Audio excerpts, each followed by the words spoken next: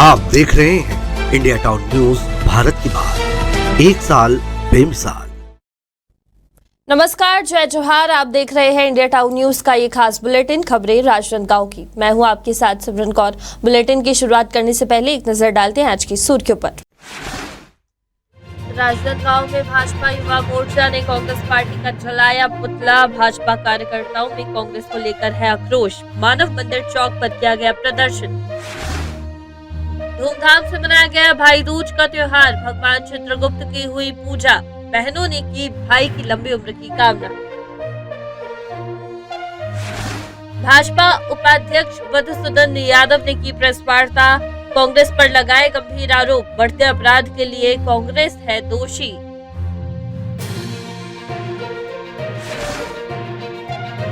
ग्रामवासियों का एसपी कार्यालय में प्रदर्शन। अवैध शराब बिक्री और गाली गलौज की शिकायत, उचित कदम उठाने का दिया गया आश्वासन।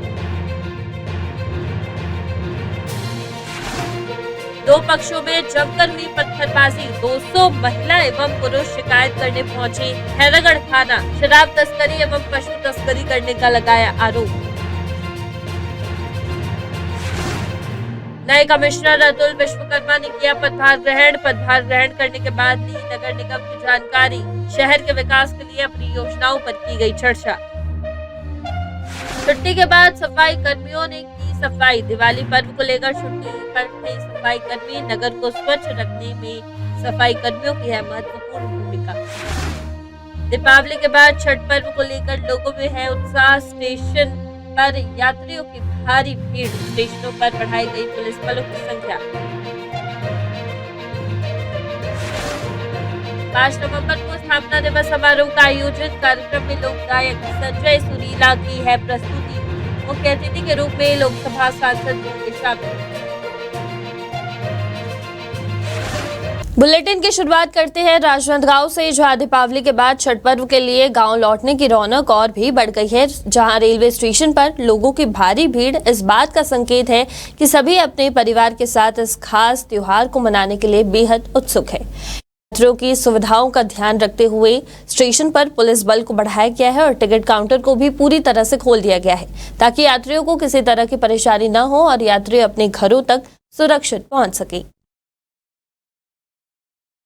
देखिए, जैसा आप सभी लोग जानते हैं कि दिवाली के बाद छठ को त्यौहार आता है। छठ त्यौहार बड़ा सूर्य भगवान की आराधना का विषय है और जितने भी बिहार को बिलोंग करने हुए लोग हैं जो बाहर देश में रहते हैं वो यहाँ राजनांदगांव में भी रहते हैं। तो रेलवे की तरफ से पूरे ऑल ओवर इंडिया में करीब से करीब 200 से ज़्यादा ट्रेन चलाई जा रही हैं जो सीधे बिहार की ओर जा रही हैं। छठ त्यौहार मनाने के लिए लोगों को सुविधा दी जाएगी।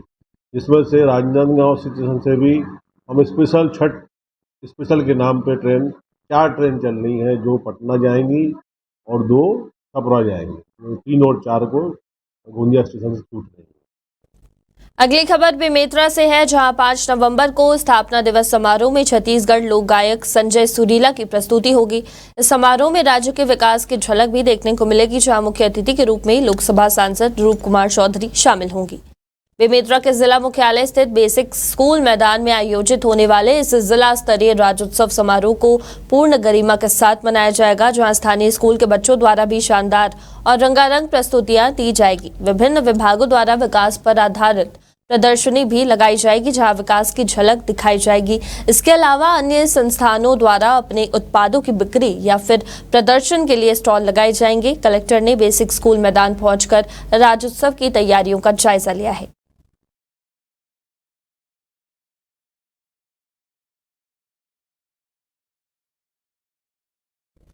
वहीं दीपावली के बाद नगर में 2 दिनों से कचड़ों का ढेर जमा हो चुका है। नगर पंचायत सफाई कर्मियों की छुट्टी की वजह से नगर में कचड़ा जगह जगह उसका ढेर देखने को मिला, जिसके बाद छुट्टी खत्म होने के बाद काम पर लौटते ही नगर पंचायत कर्मी नगर की साफ सफाई में जुट गए हैं। नगर में दीपावली के चलते 2 दिवस से सड़कों के आसपास कचड़ा जमा हो गया था।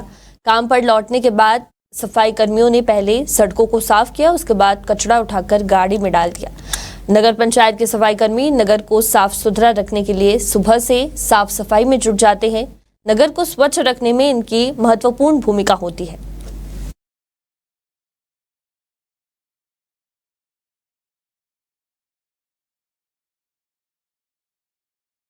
खबर राजनांदगांव से है, जहां नगर निगम में नए कमिश्नर अतुल विश्वकर्मा ने पदभार ग्रहण किया है। उन्होंने पुराने कमिश्नर अभिषेक गुप्ता का स्थान लिया है, जिनका तबादला हो गया है।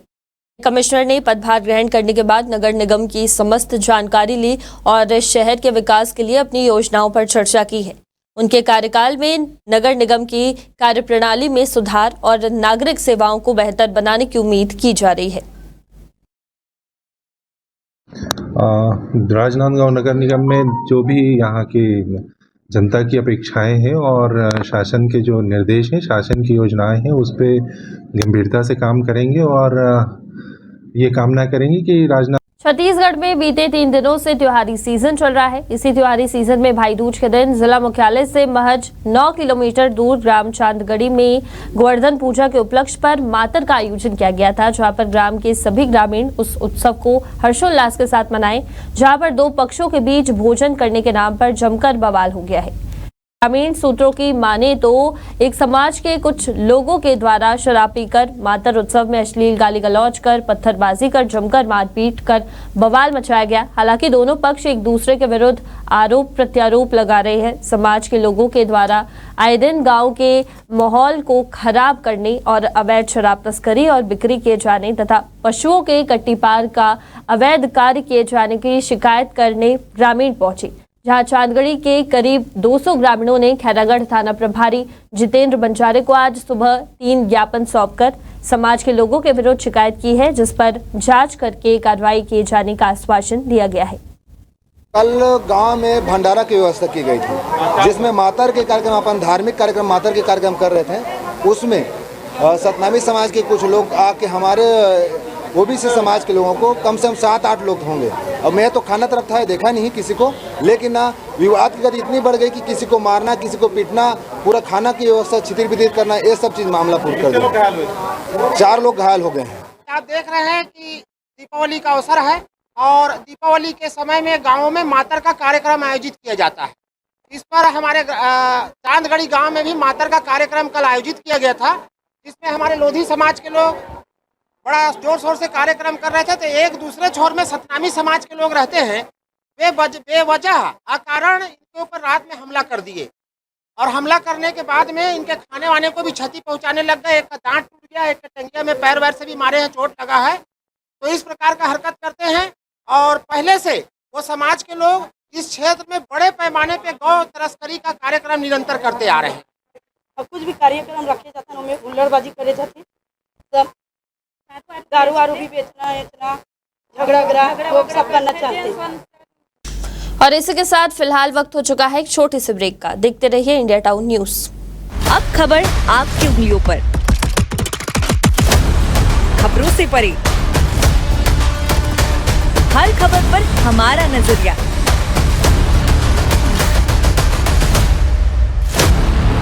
इंडिया टाउन न्यूज, भारत की बात।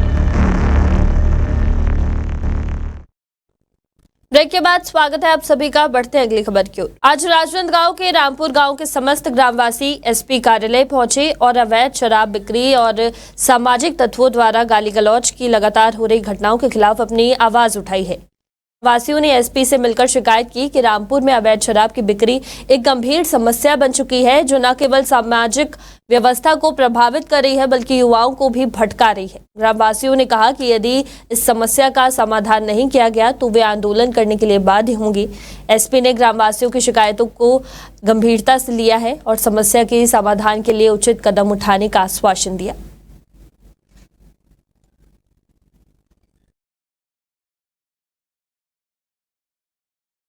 रामपुर में आदतन बदमाश संजय और सज्जन टंडीकर नाम से है, जो लोग गांव में अशांति फैलाने का लगातार काम कर रहे हैं। अभी फिलहाल दिवाली में हमारे गांव के जो मुख्य होते पटेल और सचिव अध्यक्ष, इन लोगों को सब घर घुस के मारपीट भी किया है।